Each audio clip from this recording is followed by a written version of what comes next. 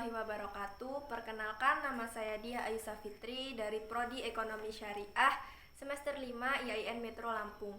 Jadi di sini saya akan mewawancarai seorang pengusaha industri rumahan atau industri rumah tangga di bidang jahit yang lokasinya itu berada di Desa Bangunrejo, Kecamatan Gunung Sugi, Kabupaten Lampung Tengah. Di sini saya sudah bersama dengan Ibu Risa. Selamat pagi, Ibu. Pagi.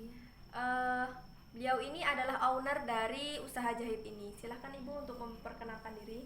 Nama Ibu siapa? Nama saya Ibu Risa. Ya, umur Ibu? Umur saya 27 tahun. Ya, apakah Ibu sudah berkeluarga? Ya.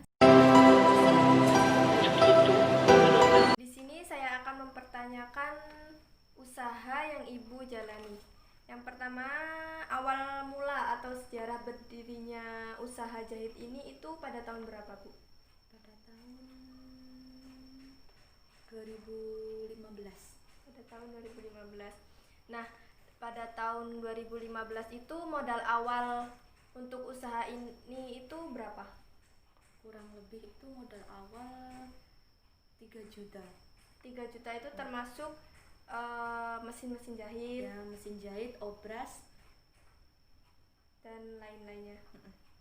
Terus kenapa Ibu memilih usaha jahit padahal kan usaha lainnya banyak seperti usaha produksi tahu, tempe, dan lainnya. Kenapa harus memilih usaha jahit ini? Apakah sudah memiliki kemampuan dalam menjahit atau bagaimana?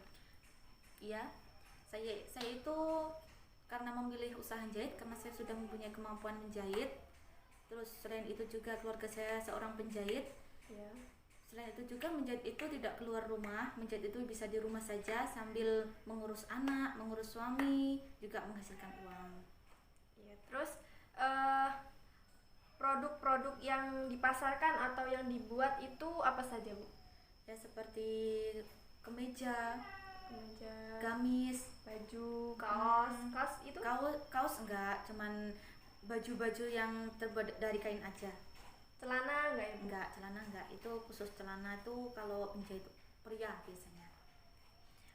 Terus berapa lama sih proses pembuatan baju atau permak baju itu? Kurang lebih itu kalau membuat baju, satu baju itu bisa kurang lebih 1 hari.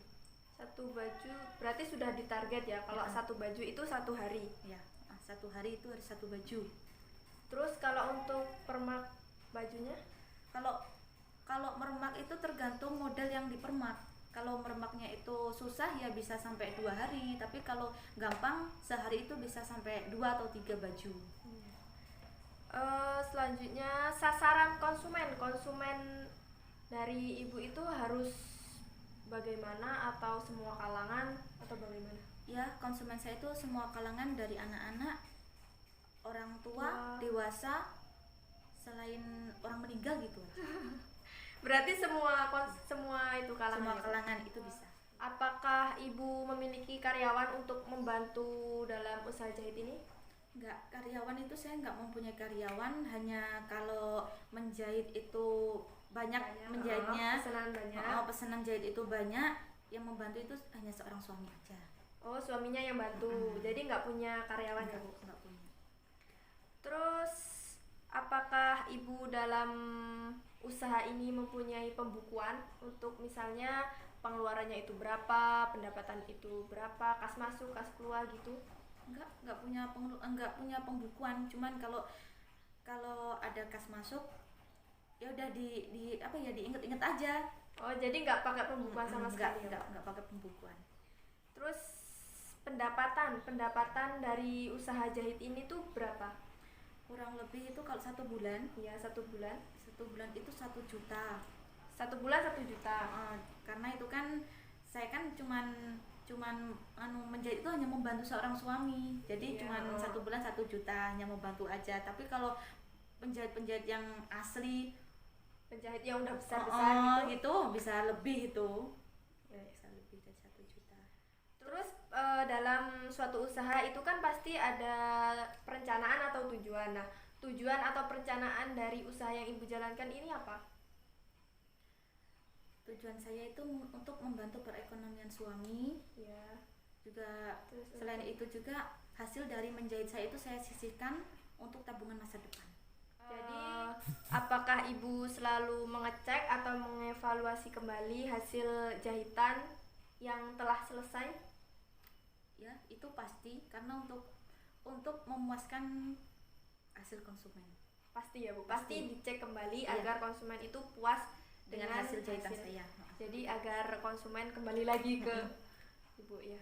Terima kasih Bu atas waktunya, udah meluangkan waktu untuk saya wawancarai. Semoga usaha yang Ibu jalankan semakin maju dan Amin. sukses selalu.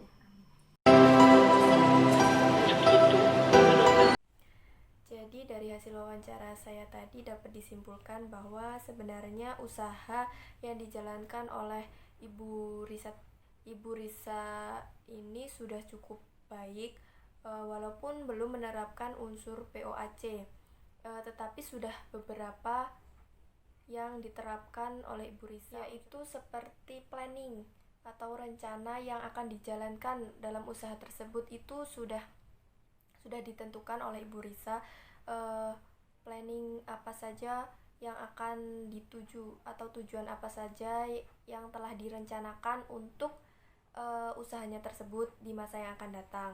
Selain planning, Ibu Risa juga sudah menerapkan unsur POAC, yaitu controlling, di mana Ibu Risa selalu mengecek atau mengevaluasi kembali hasil jahitannya tersebut sebelum diterima oleh konsumen.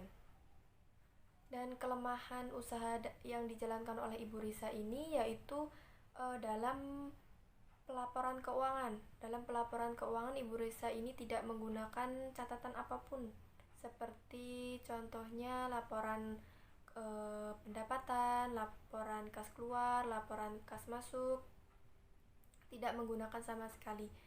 Itulah kelemahan dari usaha yang dijalankan oleh Ibu Risa. Padahal seharusnya suatu usaha itu perlu menggunakan laporan keuangan agar keuangan dalam usaha tersebut berjalan dengan lancar. Mungkin hanya itu saja yang dapat saya simpulkan dari hasil wawancara saya tadi bersama dengan Ibu Risa. Semoga video ini bisa diterima dan bermanfaat untuk teman-teman semua. Saya akhiri, wabillahi taufik wal hidayah. Wassalamualaikum warahmatullahi wabarakatuh.